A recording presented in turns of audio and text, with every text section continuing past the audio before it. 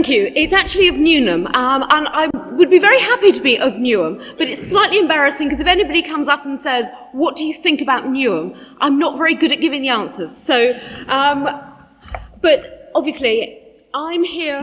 I nearly preempted when I was supposed to be speaking because I've been speaking on several panels where they would have the two Remainers speaking back to back and then the two Leavers speaking back to back. And although I was a student at Oxford and I used to go to the Oxford Union, I wasn't a debater. One of the people who did debate when I was there, however, is a Catholic Leaver, one Jacob Rees-Mogg. And I do remember him standing up in a balloon debate in Oxford more than 20 years ago, longer ago than I care to remember, and vigorously arguing that this house believes in Father Christmas. So if he could argue that, the fact he can now argue that we should be leaving the European Union and any other sort of myths and fantasies that he wants to put forward, perhaps shouldn't be that surprising. And I'm only sorry that I haven't had the opportunity during the course of the referendum to debate with him. But one serious point that I would like to make right at the outset, before I get into why I believe that Catholic values can best be served by remaining in the European Union, and that is something that touches on what Tim said at the outset, and what Tom has said, and what I hope all of us here this evening will truly believe. That what we've had in the debate so far has been characterised by far too much myth, fantasy, hyperbole, hubris, hysteria, and far too few facts. And while Tim might be right that economists can't predict the future, there are a lot of things that could have been said in the debate, I don't mean this evening, but in the debate in the country generally, that could have been said that might have contributed to illuminating people's understanding of the European Union, of why it came about, why the United Kingdom is a member of it, and would actually help people make informed decisions. The power of prayer is one thing, and of course, Catholics will be praying that we make the right decision.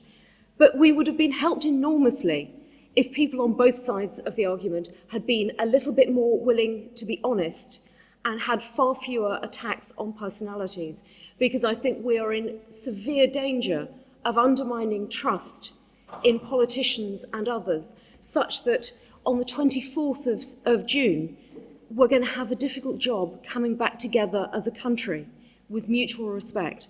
So whatever happens on the 23rd, one of the things that I'm absolutely clear about is we have to find a way of coming together as Catholics, as Christians, and as a country as a whole.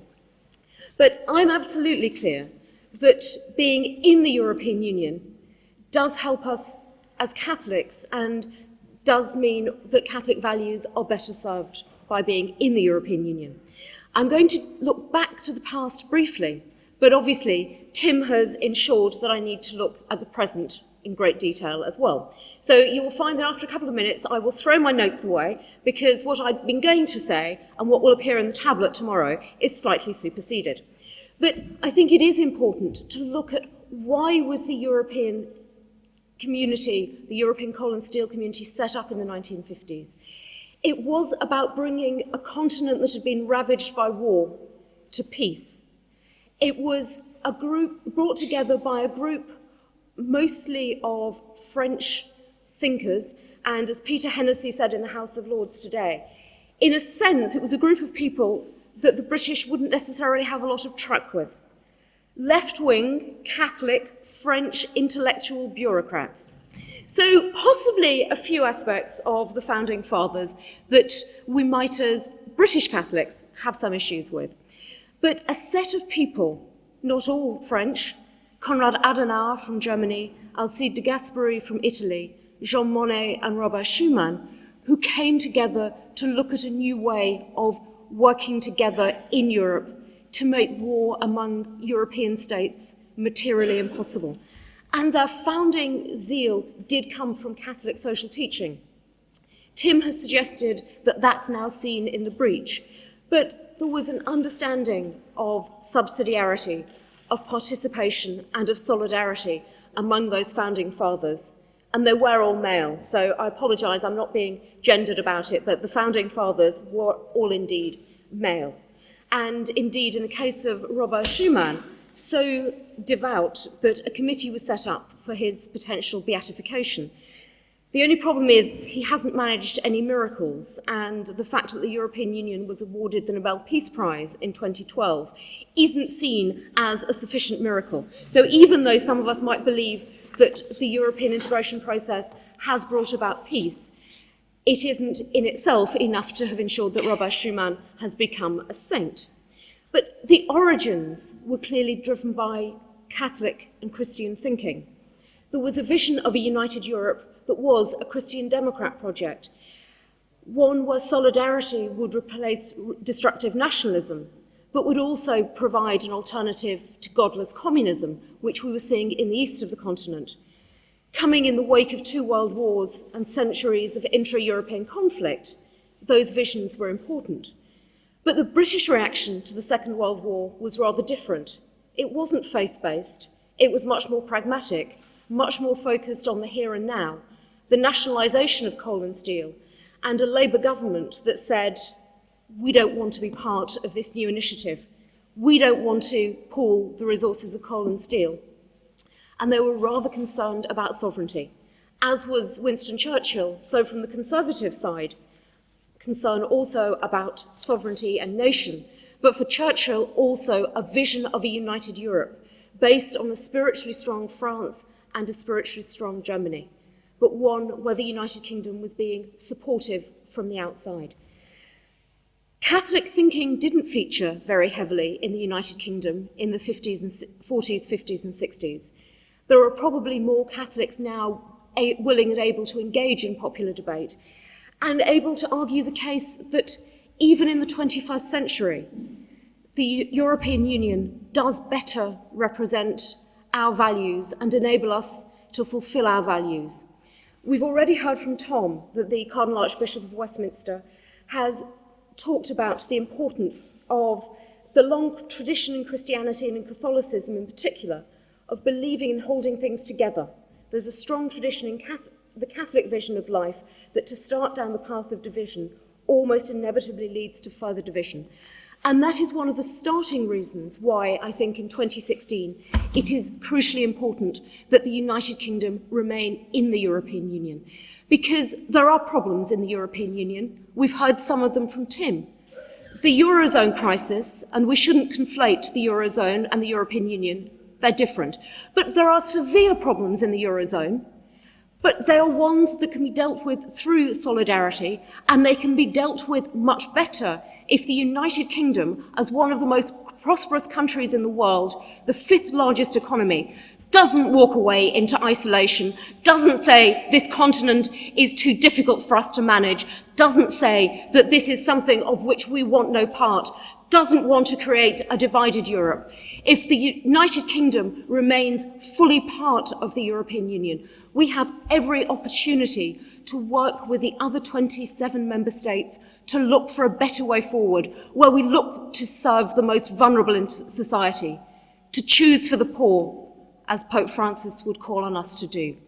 Walking away, saying the price of membership, be it £350 million a week or £190 million a week, is too high a price to pay. That shouldn't be what we're thinking about when we think about membership of the European Union.